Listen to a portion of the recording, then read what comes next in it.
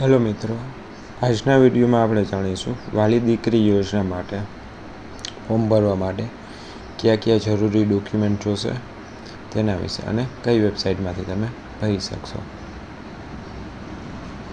અહીંયા તમને વેબસાઇટ આપેલી છે, તેમાં તમે ઓનલાઈન સર્ચ કરી અને ફોર્મ ભરી શકશો. સૌપ્રથમ આપણે ડોક્યુમેન્ટ ચેક કરી લઈએ કયા જોશે.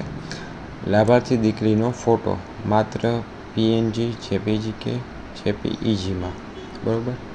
ત્યારબાદ આવશે લાભાર્થી દીકરીના જન્મનું પ્રમાણપત્ર, તે તમારે PDFમાં અપલોડ કરવાનું રહેશે અને તે અહીંયા સાઇઝ 1 MBની અંદર હશે. ત્યારબાદ બેંકની પાસબુક, જેમાં તમે માતા પિતાની પણ અપલોડ કરી શકો છો અને લાભાર્થીની પણ અપલોડ કરી શકો છો.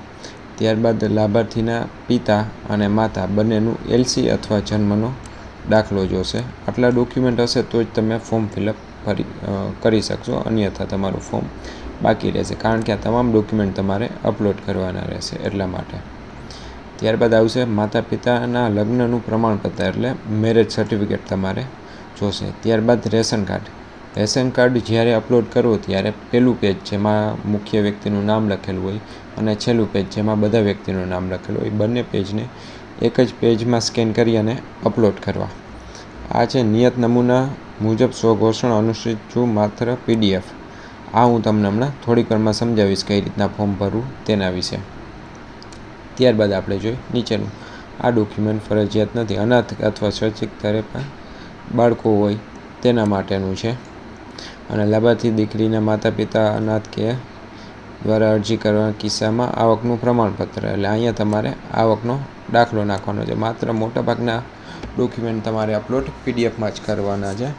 આધાર સહમતિ એટલે જે દીકરી છે તેનું અહીંયા આધાર કાર્ડ અપલોડ કરવાનું રહેશે.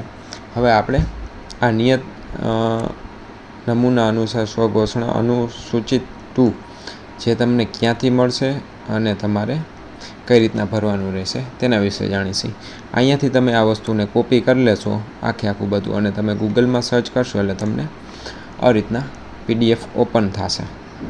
અન્યથા હું નીચે ડિસ્ક્રિપ્શનમાં આની લિંક આપી દઈશ, ત્યાંથી તમે ડાઉનલોડ કરી શકશો. હવે અહીંયા અનુસૂચિત 2 છે, વાલી દીકરી યોજના અન્વયે સ્વઘોષણા સેલ્ફ ડિક્લેરેશન નમૂના નંબર 2.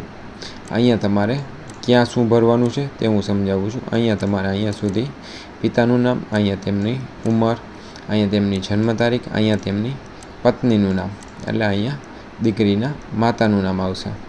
ત્યારબાદ તેની ઉંમર, જન્મ તારીખ અને અમુક ખાલી જગ્યા, અહીંયા તમારા ગામનું નામ આવશે, અહીંયા તાલુકાનું નામ આવશે, અહીંયા જિલ્લાનું નામ આવશે.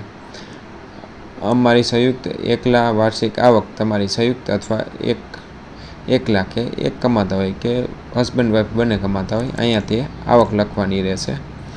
ત્યારબાદ અહીંયા તમારું પ્રથમ સંતાન છે, દ્વિતીય છે કે ત્રીજું સંતાન છે, અહીંયા સંતાનની વિગત, જે પુરુષ છે સ્ત્રી છે, અહીંયા જન્મ તારીખ અને અહીંયા તેની ઉંમર.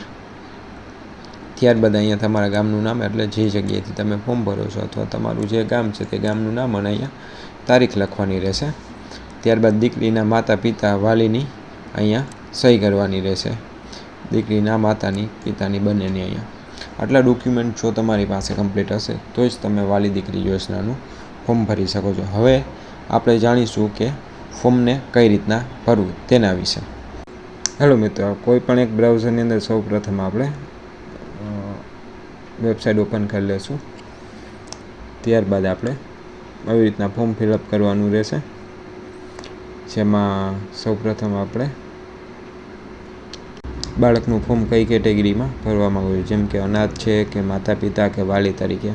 ત્યારબાદ અહીંયા જ્ઞાતિ સિલેક્ટ કરવાની રહેશે તમારે. ત્યારબાદ અહીંયા મોબાઈલ નંબર પેરેન્ટ્સનો, ત્યારબાદ વૈકલ્પિક મોબાઈલ નંબર અને અહીંયા બાળકનું પૂરું નામ, અટક, લાભાર્થીનો આધાર નંબર અને અહીં છેલ્લે વેરીફાઈ કરવાનું રહેશે.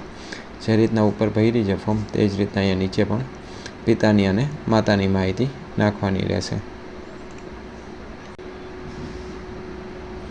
અહીંયા લગ્નની તારીખ જે મેરેજ સર્ટિફિકેટ પ્રમાણે છે તે, અહીંયા અપંગતા હોય તો તે, અને અહીંયા આવક તમારે લખવાની રહેશે. ત્યારબાદ અહીંયા નીચે આપણે સરનામું લખવાનું રહેશે અને બંને સેમ હોય તો અહીંયા ટીક કરી અને એટલે બંને બાજુ આવી જશે.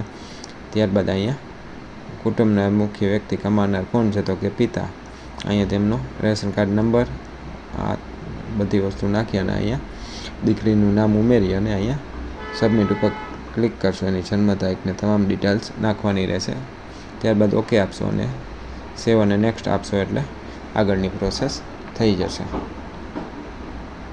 બાદ બીજા સ્ટેપમાં અહીંયા તમારે બેંક ડિટેલ્સ નાખવાની રહેશે, વાલીની અથવા બાળકની, અને નીચે જે તમામ ડોક્યુમેન્ટ આપેલા છે તેને તમારે અપલોડ કરવાના રહેશે. અહીંયા તમારે તમામ ડોક્યુમેન્ટને અપલોડ કરવાના રહેશે, જે તમને મેં આગળ જ જણાવી દીધું છે કઈ રીતના ભરવા, શું કાંઈ. તે તમામ વસ્તુ અપલોડ થઈ ગયા પછી ત્રીજા સ્ટેપમાં તમારે સબમિટ આપી અને એક વખત વ્યૂ ચેક કરી લેવાનું રહેશે.